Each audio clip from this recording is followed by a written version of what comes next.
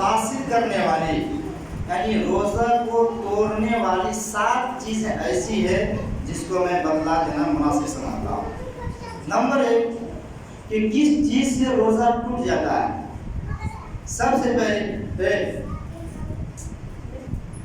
Number 1 کہ جماع کو کہتے ہیں، مطلب یہ عربی لفظ ہے، اس کو اردو میں کہتے ہیں ہم بستری، کہ میاں بیوی ایک دوسرے سے جو ملاپ کرتے ہیں، کہتے ہیں کہ میاں بیوی کے ملاپ کرنے سے شرمگاہ میں مل جانے سے روزہ کیا ہو جاتا ہے؟ فاسد ہو جاتا ہے، روزہ آپ کا ختم ہو جائے گا۔ اگر روزہ دار رمضان کے دن میں اگر کوئی شخص اپنی بیوی سے ملاپ کر لیتا ہے تو اس صورت میں کفارہ مغلظہ ہے۔ یعنی کیوں کفارہ مغلظہ ہے؟ کیونکہ یہ بہت برا فعل ہے، بہت برا کام ہے۔ کیا ہے قرآن کے اندر اللہ تعالیٰ نے کہا کہ جو شخص روزے کی حالت میں دن میں اگر کوئی اپنی بیوی سے ملاقات کر لیتا ہے تو اس کے لیے سب سے پہلے اس کا جرمانہ اللہ تعالیٰ نے قرآن میں کہا کہ اس کو ایک غلام آزاد کرنا پڑے گا۔ اچھا، اگر وہ اس کی طاقت نہیں ہے تو کم سے کم اس کو مسلسل 2 مہینہ کا روزہ رکھنا پڑے گا۔ مسلسل 1 مہینہ کا حالت خراب ہے، مسلسل 2 مہینہ کا روزہ رکھنا پڑے گا۔ اگر اس کے بھی بس کی بات نہیں ہے، ایک حدیث لمبی حدیث، ایک صحابی آئے اللہ کے نبی کے پاس اور کہا کہ میں برباد ہو گیا، ہلاک ہو گیا۔ کہا کیا ہوا؟ کہا میں نے دینی میں اپنی بیوی سے ملاقات کر لیا۔ کہا ایسے کرو، ایک غلام آزاد کرو۔ کہا اس کی بھی طاقت نہیں ہے۔ کہا 2 مہینہ کا روزہ رکھو۔ کہا اللہ یہ کیسے ہو سکتا ہے کہ 30 دن تو رکھ نہیں پایا، یہ 2 مہینہ کا کیسے لگاتار ہو پائے گا؟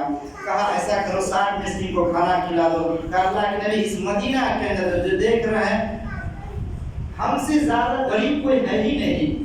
اللہ اکبر، وہ صحابی کرے کہ ہم سے زیادہ مدینہ کے اندر کوئی ہے ہی نہیں۔ اللہ کے نبی کے پاس بزرگ کی ٹوکری آئی تھی، کہا اس کو لے جاؤ تقسیم کر دو، خود بھی کھاؤ۔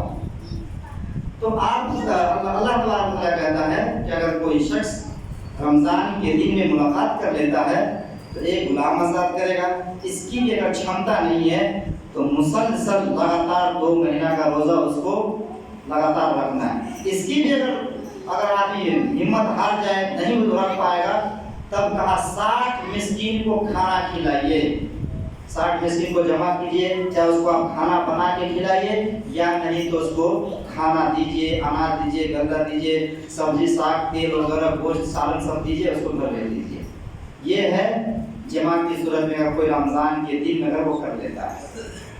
ایسی ہی دوسری صورت جو آپ کے روزہ کو توڑ دے گا کہ بوس و کنار، اگر انسان بوس و کنار کرتا ہے، کس کرتا ہے اور اس کی وجہ سے منی اگر خارج نہیں ہوئی، نہیں نکلا، تب آپ کا روزہ نہیں ٹوٹے گا۔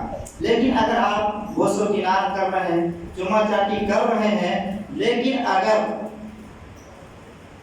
وہ چیزیں نہیں نکلی تب آپ کا روزہ ہو جائے گا۔ لیکن اگر بوس و کنار کرنے سے کسی بھی چیز کے ذریعے سے اگر منی آپ کا نکل گیا، جس سے بچہ پیدا ہوتا ہے، تو اس صورت میں آپ کا روزہ ٹوٹ جائے گا۔ لیکن اگر آپ بوس و کنار کیے لیکن منی خارج نہیں ہوا، منی نہیں نکلا، تو آپ کا روزہ نہیں ٹوٹے گا۔ تیسری صورت کیا ہے جو روزہ کو توڑنے والی چیز ہے کہ کھانا پینا۔ کھانا پینا کیا کہ کھانے پینے یعنی پیٹ کے اندر جو ہے آپ کوئی بھی چیز ڈالیں، چاہے کھانا ہو، چاہے پانی ہو، یا کوئی بھی چیز چاہے منہ کے راستے سے ہو یا ناک کے راستے سے ہو، کسی بھی راستے سے اگر آپ پیٹ کے اندر ڈال رہے ہیں تو اس صورت میں آپ کا روزہ کیا ہو جائے گا؟ ٹوٹ جائے گا۔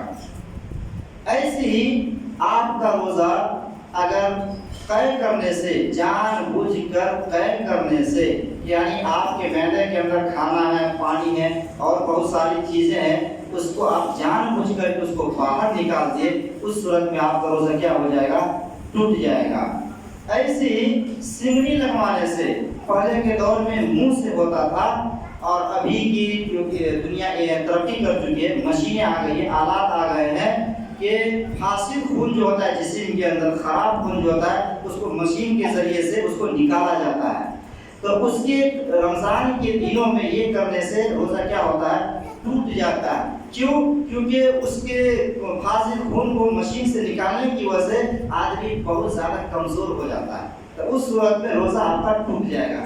لیکن البتہ یہ یہاں پہ آپ سمجھ لیں کہ اگر کوئی معمولی ٹیسٹ کروانے کے لیے کسی کو بخار آ گیا اور ڈاکٹر نے اس کو بتا دیا کہ آپ کو ٹائیفائڈ ہے، آپ کو بلڈ چیک کروانا پڑے گا، تو معمولی ٹیسٹ کرانے کے لیے اگر تھوڑا بہت خون کی ضرورت ہے تو اس صورت میں آپ خون دے سکتے ہیں، آپ کا روزہ باطل نہیں ہوگا، آپ کا روزہ نہیں ٹوٹے گا، کیونکہ اس سے اتنی نقصان نہیں پہنچتا ہے، اتنا جسم جو کمزور نہیں پڑتا ہے۔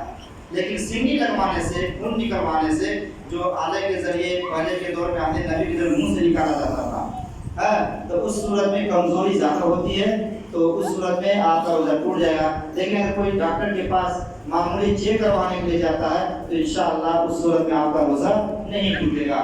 ایسے ہی آخری اور ساتویں بات جو ہے کہ حیض و نفاس کا خون آنے سے روزہ جو ہے آپ کا ٹوٹ جائے گا۔ جب تک حیض ہے، ماہواری ہے، بچے کی ولادت کے بعد جو خون 40 دن آتا ہے، اس صورت میں روزہ آپ کو ٹوٹ جاتا ہے، بعد میں اس کی قضا کرنی ہے۔ اچھا، جو 7 چیزیں ہم نے بتایا کہ ان چیزوں کی وجہ سے روزہ ٹوٹ جاتا ہے، ان صورتوں میں شرط کیا ہے؟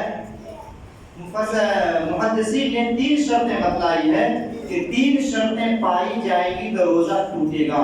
ایک شرط کیا ہے کہ آپ کو اس کا حکم معلوم ہو اور وقت کا علم ہو آپ کے پاس۔ یعنی کوئی کہا کہ سگنی لگوانے سے روزہ نہیں ٹوٹے گا اور آپ سگنی لگوا لیے، پتہ کیا چلا کہ آپ کو اس کا علم ہی نہیں ہے، آپ کا اس کا حکم معلوم نہیں ہے، تو روزہ توڑنے کے لیے سب سے پہلے آپ کو حکم معلوم ہونا چاہیے کہ آپ جیسے مثلا آپ جو ہے آنکھ میں دوا ڈالیں اور آپ کہہ رہے ہیں کہ روزہ نہیں ٹوٹے گا، لیکن آنکھ میں ڈالنے سے وہ چیزیں حلق میں چلا گیا، وہ دوا حلق میں چلی گئی، پیٹ میں چلا گیا، تو پھر اس صورت میں روزہ ٹوٹ جائے گا۔ لیکن آپ کو پہلے سے اس کا علم ہی نہیں تھا، جانکاری نہیں تھی، تو آپ کا روزہ نہیں ٹوٹے گا۔ دوسری صورت کیا ہے کہ یادداشت باقی ہو، جیسے کہیں نا جان بوجھ کر کے طے کرنا، لیکن اگر آپ جو ہے بھول چوک میں کھا لیے، پی لیے، بہت کچھ کر لیے، لیکن آپ کو یاد نہیں رہا، لیکن جب بھی یاد آیا تو آپ اس کو فوراً چھوڑ دیے، تو آپ کو یادداشت باقی رہنا ضروری ہے، تب ان صورتوں میں آپ کا روزہ ٹوٹے گا۔ تیسری صورت کیا ہے کہ آپ خود مختار ہو، اگر کسی نے زبردستی آپ کو کھانا کھلا دیا، زبردستی کسی نے آپ کو کھانا کھلا دیا، کہا کہ تم کو روزہ توڑنا پڑے گا، تو اس صورت میں بھی آپ کا روزہ نہیں ٹوٹے گا۔ تو یہ 7 چیزیں تھی جو روزہ کو توڑنے والی ہے۔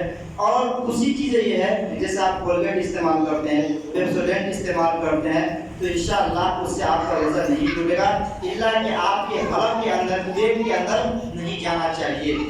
اگر پیٹ کے اندر چلا گیا تو آپ کا روزہ باطل ہو جائے گا۔ ویسے ہی وضو بناتے ہیں آپ دین کے اندر، تو ناک میں جو پانی ڈالتے ہیں اس کو استنشاق کرتے ہیں، تو اس میں آپ زیادہ پانی کو کرنا نہیں ہے، ہلکا کیجیے، زیادہ پانی یہ کریں گے وضو بناتے وقت تو ممکن ہے، ہو سکتا ہے کہ پانی جو آپ کے ناک کے دوارا جو پیٹ کے اندر، حلق کے اندر جو ہے وہ چلا جائے، تو اس صورت میں بھی آپ کا روزہ ٹوٹ جائے گا۔